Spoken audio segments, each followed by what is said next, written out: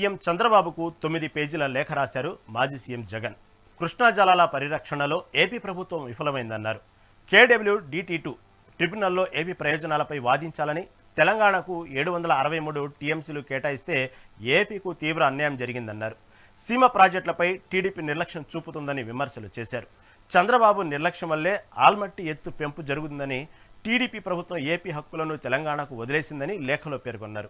Bachawat tribunal కేటాయించిన 512 టీఎంసీలో ఒక్క TMC తగ్గినా ఏపీకి అన్యాయమని జగన్ అన్నారు. ఏపీ రైతుల ప్రయోజనాలు కాపాడటం చంద్రబాబు బాధ్యత అంటూ లేఖలో చెప్పుకొచ్చారు.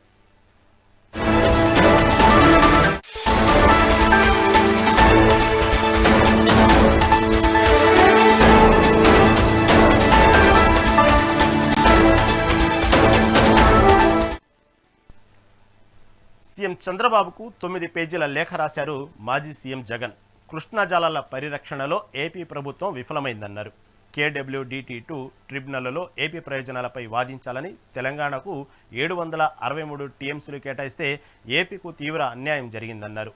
సీమ ప్రాజెక్టులపై టీడీపీ నిర్లక్ష్యం చూపుతుందని విమర్శలు చేశారు. చంద్రబాబు నిర్లక్ష్యం వల్లే ఆల్మట్టి ఎత్తు పెంపు జరిగిందని, టీడీపీ ప్రభుత్వం ఏపీ హక్కులను తెలంగాణకు వదిలేసిందని లేఖలో పేర్కొన్నారు. బచావత్ ట్రిబ్యునల్ కేటాయించిన 512 టీఎంసీలో ఒక్క టీఎంసీ తగ్గినా ఏపీకి అన్యాయమని జగన్ అన్నారు. ఏపీ రైతుల ప్రయోజనాలు కాపాడటం చంద్రబాబు బాధ్యత అంటూ లేఖలో చెప్పుకొచ్చారు. మరి దీని గురించి మరింత సమాచారం మా ఏపీ ఇన్పుట్ ఎడిటర్ నరేంద్ర అందిస్తారు. నరేంద్ర, చెప్పండి. మాజీ సీఎం జగన్, చంద్రబాబు నాయుడు ప్రస్తుత సీఎం జగన్కి ఒక సుదీర్ఘమైన లేఖ రాశారు. తెలంగాణ హక్కులకు సంబంధించినటువంటి నీటి పంపకాల విషయంలో కానివ్వండి, బాధ్యతగా ఉండాలి, ఆంధ్రప్రదేశ్కి అన్యాయం జరుగుతుందంటూ ఒక సుదీర్ఘ లేఖ రాసుకొచ్చారు. దీని గురించి తాజా అప్డేట్ ఏంటి? ఆంధ్రప్రదేశ్ ముఖ్యమంత్రి నారా చంద్రబాబు నాయుడుకి మాజీ ముఖ్యమంత్రి జగన్మోహన్ రెడ్డి ఓ లేఖ రాశారు. ముఖ్యంగా జలాలకు సంబంధించి చంద్రబాబు నాయుడు అదేవిధంగా ఏపీ ప్రభుత్వం ఇప్పుడు వ్యవహరిస్తున్నటువంటి తీరు ఆంధ్రప్రదేశ్ రైతాంగానికి నష్టం కలిగించే విధంగా ఉందంటూ కూడా ఆ లేఖలో పేర్కొన్నారు. కృష్ణా జలాల పరిరక్షణ విషయంలో ఏపీ ప్రభుత్వం విఫలమైందని, KWDT2లో ట్రిబ్యునల్లో ఇచ్చినటువంటి ఏపీ ప్రయోజనాలకు అన్యాయం జరిగిందంటూ, సీమ ప్రాజెక్టులపై టీడీపీ నిర్లక్ష్యం చూపుతుందంటూ కూడా జగన్మోహన్ రెడ్డి ఈ లేఖలో పూర్తిగా కూడా చెప్పడం జరిగింది.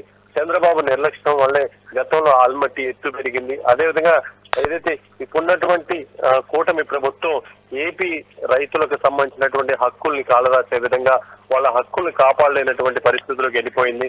ముఖ్యంగా బచావత్ ట్రిబ్యునల్ కేటాయించినటువంటి 512 టీఎంసీలో ఒక్క టీఎంసీ తగ్గినా సరే ఆంధ్రప్రదేశ్ కి అది పూర్తిగా రైతులకు నష్టం కలిగించేటువంటి విషయం అవుతుంది. కూటమి ప్రభుత్వం ఏ విధంగా విఫలమైందో కూడా ఇక్కడ మనం అర్థం చేసుకోవద్దంటూ జగన్మోహన్ రెడ్డి ముఖ్యంగా దీనికి సంబంధించినటువంటి లేఖలో పేర్కొనడం జరిగింది. ఏపీ రైతుల ప్రయోజనాలు కాపాడటంలో చంద్రబాబు నాయుడు బాధ్యతగా వ్యవహరించాలి. ఇప్పటికైనా రైతుల పక్షాన సమర్థవంతంగా దీనికి సంబంధించినటువంటి ఆ ట్రిబ్యునల్లో ఏపీ ప్రయోజనాల కోసం వాదనలు వినిపించాలంటూ కూడా జగన్మోహన్ రెడ్డి ఈ లేఖలో పేర్కొన్నారు. ఇప్పటి వరకు ఎప్పుడైతే కూటమి ప్రభుత్వం ఆంధ్రప్రదేశ్ లో అధికారంలోకి వచ్చిన తర్వాత కేంద్రం నుంచి పూర్తి స్థాయిలో సహాయ సహకారాలతో ఇప్పటి వరకు ఉన్నటువంటి నీటి సమస్యలు ఏవైతున్నాయో వాటన్నిటి కూడా పరిష్కరించుకునే విధంగా ముందుకు వెళ్తుందంటూ కూడా అందరూ అనుకుంటూ ఉన్నటువంటి సమయంలో జగన్మోహన్ రెడ్డి రాసినటువంటి లేఖ ఇప్పుడు ఆంధ్రప్రదేశ్ రైతులకు సంబంధించినటువంటి ఇబ్బందికర పరిస్థితులు ఏ విధంగా ఉండబోతున్నాయి భవిష్యత్తులో దాన్ని సూచించే విధంగా ఉంది. మొత్తంగా జగన్మోహన్ రెడ్డి కూడా ఇటు రైతులకు సంబంధించి లేఖ రాయటం, ఇప్పుడు చంద్రబాబు నాయుడు సమర్థవంతంగా కీలక పాత్ర పోషించకపోతే రైతులకు నష్టం జరిగించినటువంటి విషయాన్ని కూడా జగన్మోహన్ రెడ్డి ఏపీ ప్రజల ముందుకు తీసుకువచ్చారు. Right Narendra, right. Thank you for update.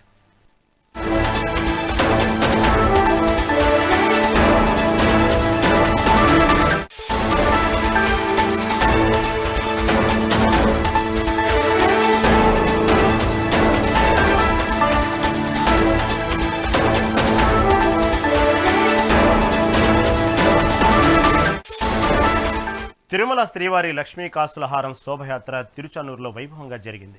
ముందుగా తిరుమల శ్రీవారి ఆలయం నుండి అదనపు ఈవో వెంకయ్య చౌదరి లక్ష్మీ కాసులహారాన్ని తిరుచానూరులోని శిల్పారామం పసుపు మండపం వద్దకు తీసుకొచ్చారు. అక్కడ ప్రత్యేక పూజలు నిర్వహించిన అనంతరం మంగళ వాయిద్యాలు, భజనలు, కోలాటాల నడుమ శోభయాత్రగా మాడ వీధుల గుండా ఆలయానికి తీసుకెళ్లారు. ఈ సందర్భంగా టీటీడీ ఈవో శ్రీవారి ఆభరణాలతో లక్ష్మీకాసుల హారం అత్యంత ప్రధానమైందని తెలిపారు. పౌర్ణమి గరుడ సేవ సందర్భంగా ఈ హారాన్ని శ్రీ మలయప్ప స్వామి వారికి అలంకరిస్తామని తెలిపారు. సాక్షాత్తు స్వామివారు ధరించే ఈ హారాన్ని గజవాహనం, గరుడ వాహన సేవల సందర్భంగా శ్రీ పద్మావతి అమ్మవారికి అలంకరించడం ఆనవాయితీగా వస్తుందన్నారు.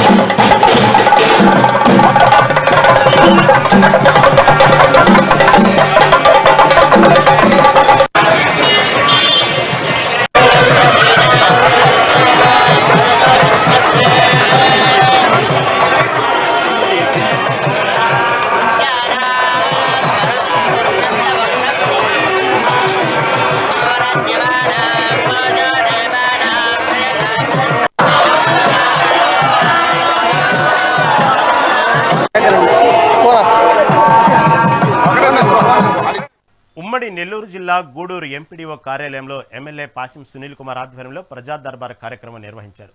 ఈ సందర్భంగా ఆయన నియోజకవర్గ విజన్ ప్లాన్ యూనిట్ను ప్రారంభించారు. నియోజకవర్గ వ్యాప్తంగా పలు ప్రాంతాల నుండి వచ్చిన ప్రజల నుండి అర్జీలు స్వీకరించారు. పార్టీలకు అతీతంగా సంక్షేమ పథకాలు పేద ప్రజలకు అందజేయాలన్నారు. ప్రభుత్వ కార్యాలయాలకు సమస్యలపై వచ్చే పేద ప్రజలను ఇబ్బంది పెడితే సహించనని తెలిపారు.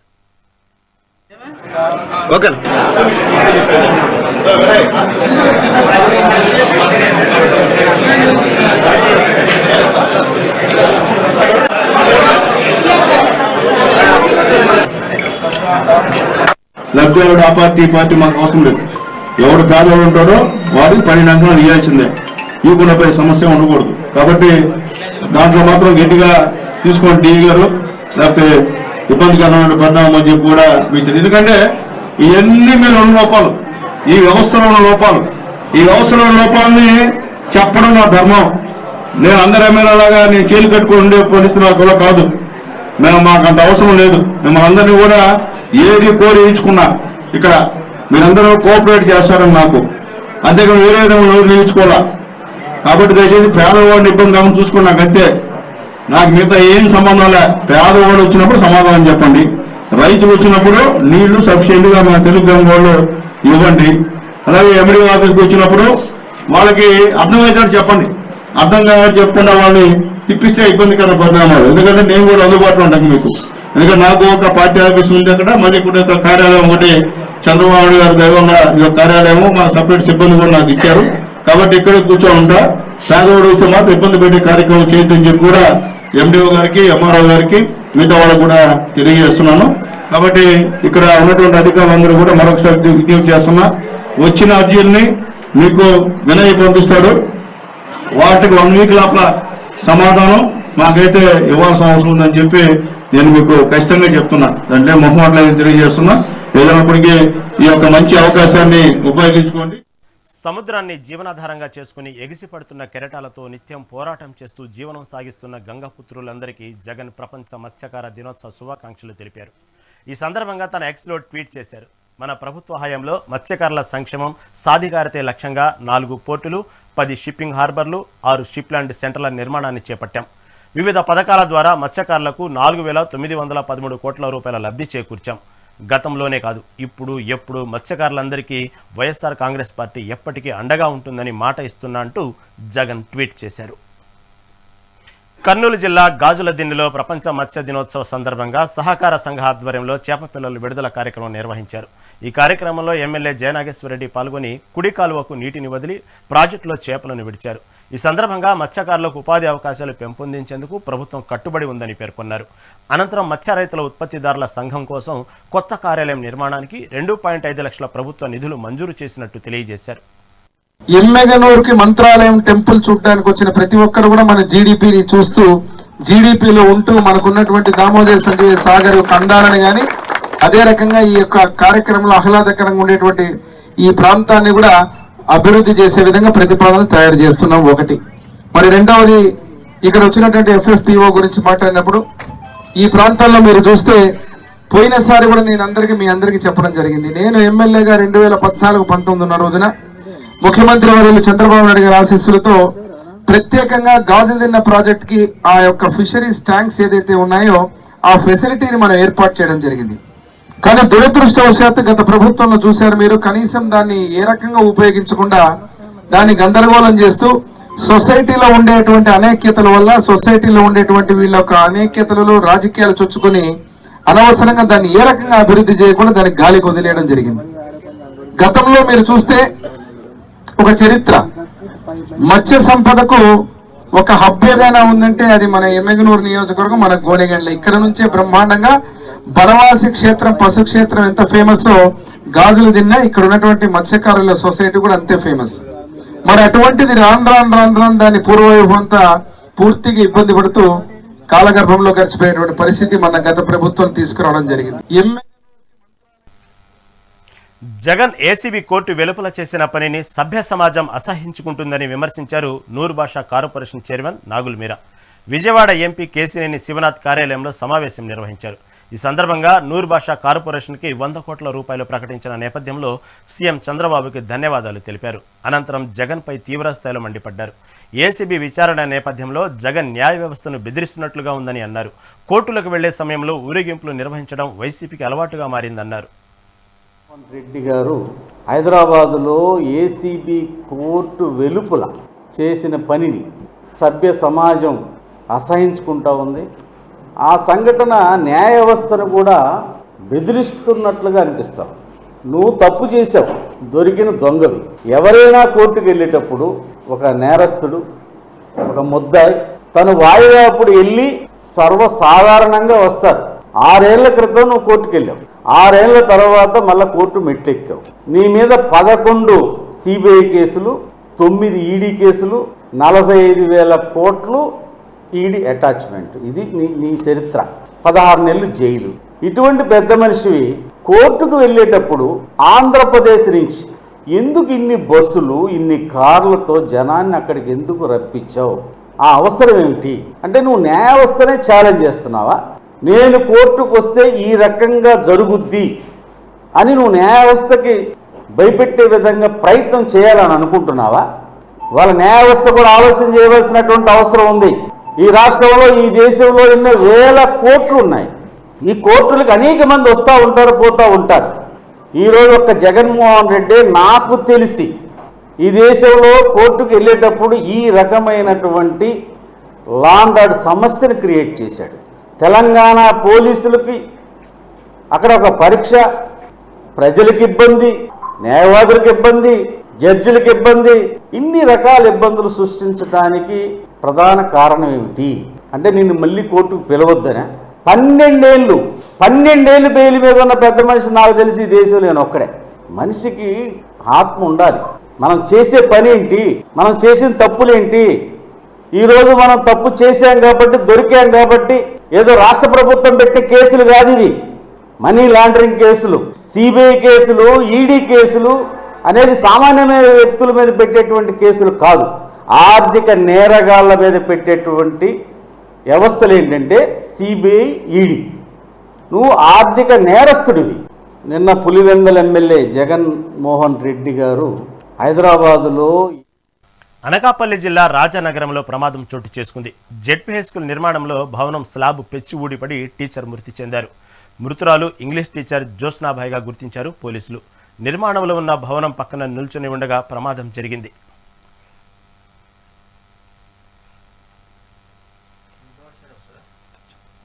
ఇటీవలే తెలంగాణ ఛత్తీస్గఢ్ బార్డర్లో జరిగిన ఎన్కౌంటర్లో మావోయిస్టులు చనిపోయారు. అయితే చనిపోయిన వారిలో శ్రీకాకుళం జిల్లా వజ్రపు కొత్తూరు మండలం బాతుపురం గ్రామానికి చెందిన మెట్టూరు జోగారావు ఉన్నారు. ఈ నేపథ్యంలో నిన్న జోగారావు మృతదేహాన్ని రంపచోడవరం ప్రభుత్వ ఆసుపత్రిలో పోస్టుమార్టం చేసి అదే రోజు అతని స్వగ్రహానికి తీసుకొచ్చారు. జోగారావును చూసి గ్రామస్తులు, కుటుంబ సభ్యులు కన్నీరు మున్నీరయ్యారు.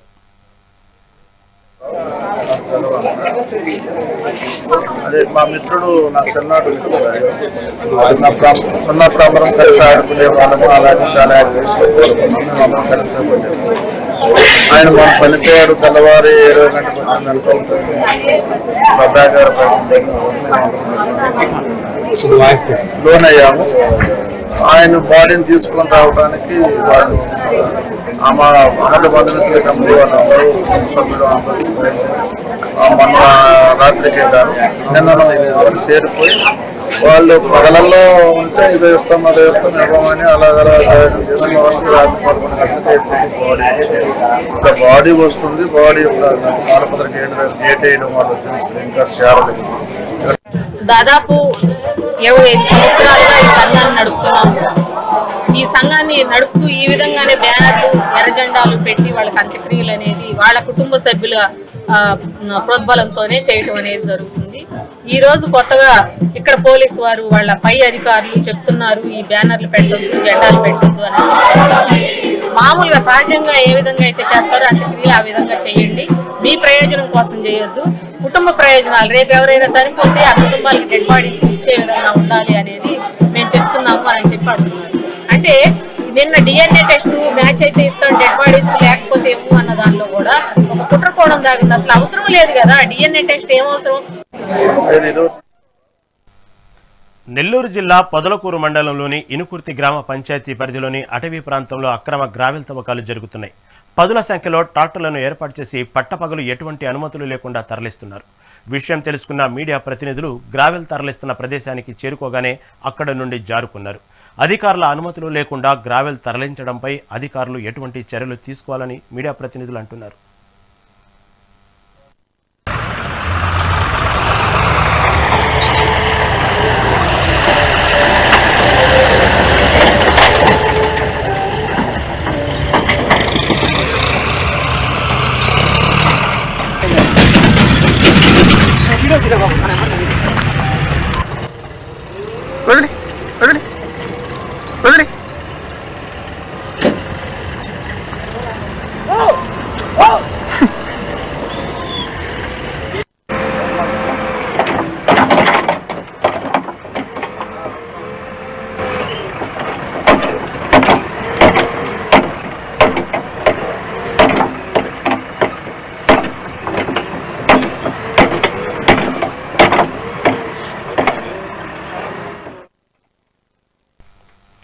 ఒక్క పార్టీకి కొమ్ము కాయకుండా నిజాలను నిర్భయంగా చూపే మెగా9 టీవీ ఛానల్ అంటే తనకెంతో ఇష్టమని ఉపాధ్యాయ ఎమ్మెల్సీ పర్వతరెడ్డి చంద్రశేఖర్ రెడ్డి అన్నారు. ఈ సందర్భంగా నెల్లూరు జిల్లాలోని వైసీపీ కార్యాలయంలో కేక్ కటింగ్ చేసి మెగా9 టీవీకి శుభాకాంక్షలు తెలియజేశారు. ముందు ముందు ఛానల్ మరింత అభివృద్ధి చెందాలని ఆకాంక్షించారు. ఛానల్ స్పీడ్ చూస్తుంటే త్వరలోనే 1 కోటి సబ్స్క్రైబర్లను అందుకునేలా ఉందంటూ కితాబిచ్చారు.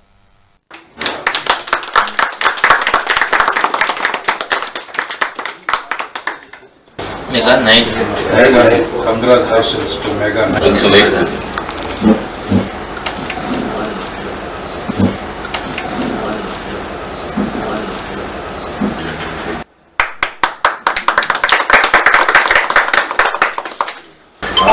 Viewership and subscribers.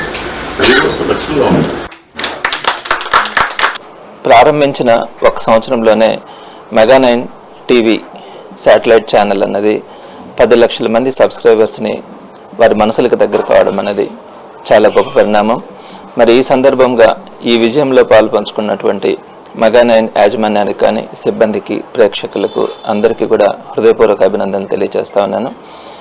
ఈ గడిచిన 1 సంవత్సరంలో మెగా9 ఛానల్ వాస్తవ వార్తలని ప్రజలకు అందిస్తూ ఈరోజు తెలుగు ప్రజలందరి మనసులకు చేరువై మరింత ఉన్నత స్థాయిలో ఎదగడానికి ఈరోజు 10 లక్షల సబ్స్క్రైబర్స్ని పొందడం, రాబోయే రోజుల్లో ఇది 1 కోటి మంది దాకా కూడా రీచ్ అయ్యే అవకాశం ఉంది. తప్పకుండా కూడా ఇది తెలుగు ప్రజలందరి మనసులకు మరింత దగ్గర కావాలని, ఇప్పటికే ప్రచారం చేస్తున్నటువంటి వాస్తవ వార్తలను ఇలానే కొనసాగిస్తూ అందరికీ చేరువ కావాలని మనస్ఫూర్తిగా కోరుకుంటూ ఈ విజయంలో పాల్పంచుకున్నటువంటి ప్రతి ఒక్కరికి కూడా పేరు పేరున మరొకసారి అభినందనలు తెలియజేస్తున్నాను. వేట వృత్తిపై ఆధారపడి జీవించే గంగాపుత్రులను ప్రభుత్వం అన్ని విధాలా ప్రోత్సహిస్తుందని అన్నారు ఎమ్మెల్యే దాట్ల సుబ్బరాజు. బిఆర్ అంబేద్కర్ కోనసీమ జిల్లా చిర్రయానంలో మత్స్యకార మహిళలచే ఏర్పాటు చేయబడిన నాచును జిల్లా కలెక్టర్ మహేష్ కుమార్తో కలిసి ఎమ్మెల్యే విడుదల చేశారు. రంగురంగుల చేపల పెంపకం, నాచు పెంపకం మొదలైన వ్యాపారాల వల్ల మత్స్యకార యువత ఆర్థికంగా ఎదుగుతుందని ఆయన తెలిపారు.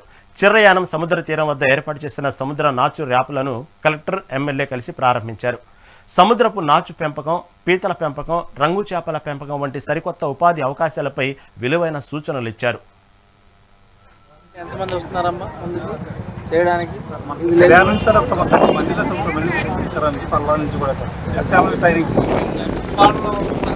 వాళ్ళకి తెలుసు సార్. ఇది 40 రూపాయలు ఉంది కిలో.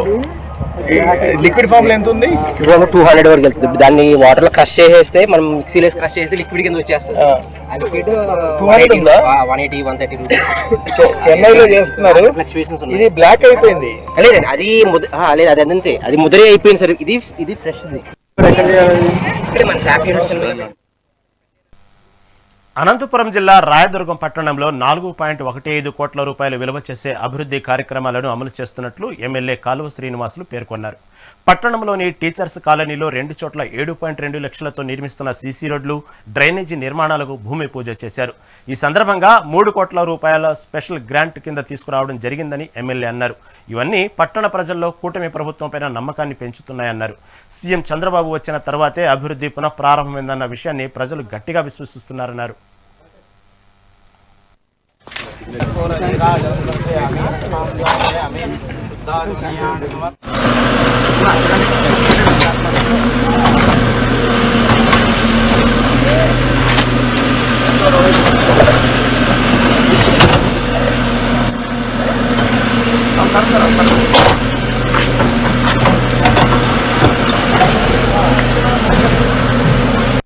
రాయదుర్గం పట్టణంలో వివిధ మార్గాల్లో అందిన నిధులతో 4,15,00,000 రూపాయల విలువ చేసే అభివృద్ధి కార్యక్రమాలని అమలు చేస్తూ ఉన్నాం.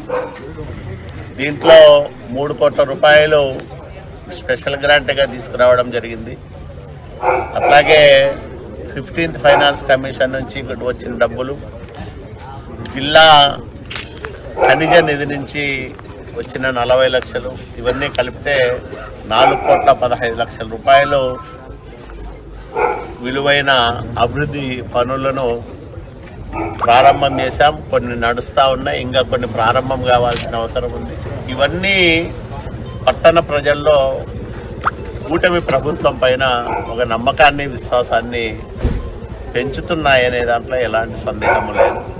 ఎందుకంటే చంద్రబాబు నాయుడు గారి ప్రభుత్వం వచ్చిన తర్వాతనే అభివృద్ధి మళ్ళా ప్రారంభమైందనే భావన ప్రజలందరిలోనూ వ్యక్తమవుతా ఉంది. ఎక్కడైతే ప్రజల అవసరాలు ఎక్కువ ఉన్నాయో, అత్యవసరమో ఎక్కడుందో అక్కడే ఈ పనులన్నింటినీ కూడా చేపట్టడం జరుగుతూ ఉంది. రాయదుర్గం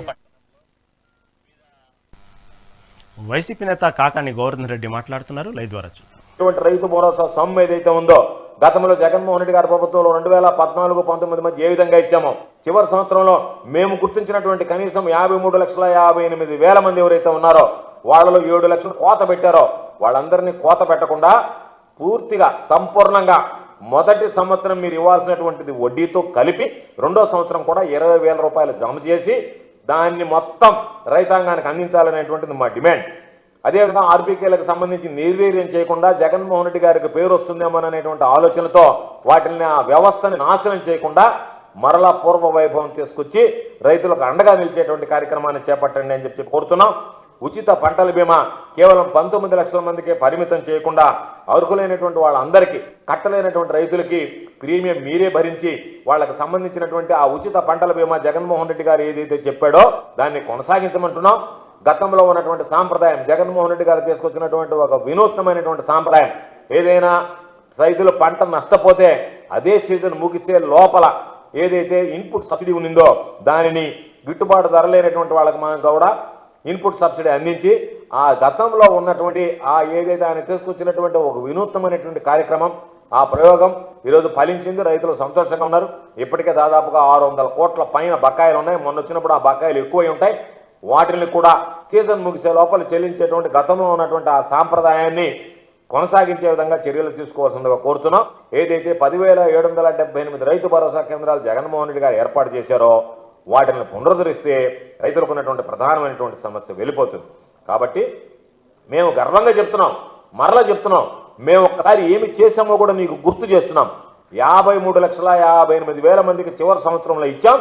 మా హయాంలో వైఎస్ఆర్ కాంగ్రెస్ పార్టీ హయాంలో జగన్మోహన్ రెడ్డి గారి ముఖ్యమంత్రిగా రైతులకు సంబంధించి 34,288 కోట్ల రూపాయలు రైతు భరోసా ద్వారా పెట్టుబడి సహాయం అందించాం. కాబట్టి మీలాగా మాట తప్పకుండా 34,288 కోట్ల రూపాయలు అందించాం. రైతులకు సంబంధించి పైసా భారం పడకుండా ఉచిత పంటల బీమా కార్యక్రమాన్ని ఈరోజు అమలు చేశాం. 2019-23 మధ్య ఉచిత బీమా పరిధిలోకి దాదాపుగా 54,55,000 ఈరోజు ఉన్నటువంటి 19 లక్షల మంది కాదు 54,55,000 మందికి 7,802 కోట్ల రూపాయలు ఉచిత పంటల బీమా కింద రైతులకు చెల్లించి రైతులను ఆదుకున్నాం. ఉచిత విద్యుత్ అమలు చేసేదానికి ఏదో మొక్కుబడిగా కరెంట్ ఇవ్వడం కాదు, ఉన్నటువంటి ఫీడర్ల సామర్థ్యాన్ని పెంచడానికి జగన్మోహన్ రెడ్డి గారి ప్రభుత్వం 1,700 కోట్ల రూపాయలు ఖర్చు చేసింది. అక్వా రైతులకు ₹50 ఎక్కడ ఇబ్బంది లేకుండా నాణ్యతతో కూడినటువంటి విద్యుత్ని రైతాంగానికి అందజేశాం. కాబట్టి సీజన్ ముగిసే లోపల ఇన్పుట్ సబ్సిడీకి సంబంధించి రైతులకు అందించి ధాన్యం కొనుగోలులో ఎక్కడ ఎటువంటి ఇబ్బంది లేకుండా అన్ని రకాలైనటువంటి నివారణ చర్యల్ని, ధాన్యానికి సంబంధించి లోపాలు లేకుండా అన్ని రకాలైనటువంటి నష్ట నివారణ చర్యలు తీసుకుని రైతులకు గిట్టుబాటు ధర కల్పించేటువంటి విధంగా దళారీ వ్యవస్థని చెదరగొట్టి రైతులకు అండగా నిలిచాం. కాబట్టి జగనన్న రైతుని చేయి పట్టి నడిపించేలాగా ఆయన తీసుకున్నటువంటి విప్లవాత్మకమైనటువంటి నిర్ణయాలు 5 ఏళ్లలో మొత్తంగా రైతులకు సంబంధించి అభివృద్ధి సంక్షేమం కోసం 1,84,567 కోట్ల రూపాయలు. మీరు మాట్లాడడం కాదు, మా మీద దాడి చేయడం కాదు, మమ్మల్ని తిట్టడం కాదు, మీ దగ్గర ఉన్నటువంటి రికార్డు ప్రకారం జగన్మోహన్ రెడ్డి గారు ముఖ్యమంత్రిగా ఉన్నటువంటి సమయంలో 1,84,567 కోట్ల రూపాయలు వెచ్చించాడు. మీ హయాంలో దాదాపుగా 1.5 సంవత్సరం పూర్తయి 2వ సంవత్సరం 3వ సంవత్సరం కూడా మీ పరిపాలన ప్రారంభమవుతున్నటువంటి నేపథ్యంలో ఒకసారి మీ అంతరాత్మను ప్రశ్నించుకుంటే, మీరు ఆత్మ పరిశీలన చేసుకుంటే ఎంత మేర రైతాంగాన్ని ఆదుకున్నాం, ఎంత రైతులకు ఖర్చు పెట్టాం అనేటువంటిది మీకు అవుతుంది.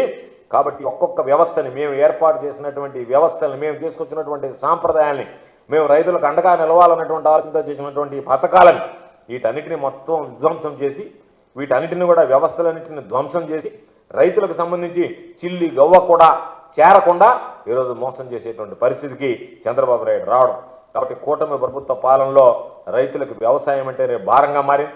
ఒక పక్క విత్తనాలు కొడుతుంది, ఒక పక్క ఎరువులు పురుగు మందు లేక కటకటలాడేటువంటి పరిస్థితులు ఏర్పడ్డాయి. మార్కెట్లో ధరలు లేక ఎర్రబడుతున్నారు. ఒక పక్క తెచ్చుకున్నటువంటి అప్పులు తీర్చే దారి లేక రైతుల పాపం పంట పొలాల్లోనే ఈరోజు ఆత్మహత్యకు పాల్పడేటువంటి